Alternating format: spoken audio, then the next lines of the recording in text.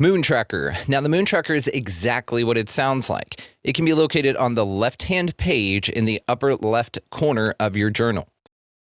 Looking at how it functions here, it has a large circle for the fill-in moon phase. It's got your moon meter, where you can determine how impacted you are by the phase of moon that we're in.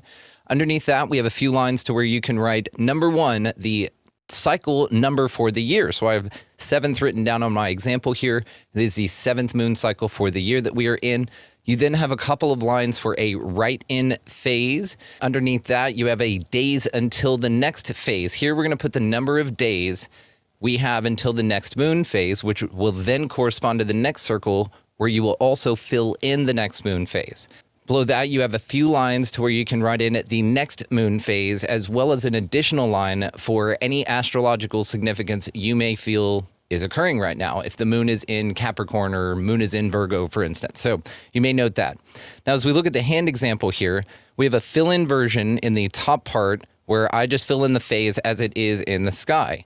Then we have our meter, as if it's really affecting me in a certain way, I will note this. If I'm being negatively impacted or I'm being very introspective around new moon time, I'm a new moon baby, so that happens.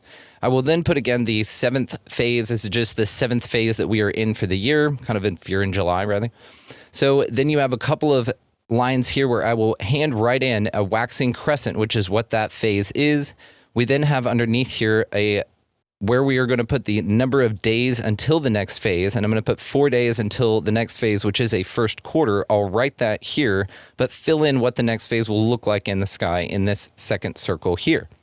Now, as well, you have this additional line for if the moon is in a certain sign, you can note that. That is probably going to be important as you start tracking the moon. This is really all about tracking cycles. You can track any cycle that you would like. The moon is just a very interesting one to start with, and you may be impacted by it and not even know it. Mindful Expansion Volume 1 can be found on Barnes & Noble Press and Amazon. Check all the socials for instructional videos and walkabouts for all of these journals. Check online at expandingrealitypodcast.com/books.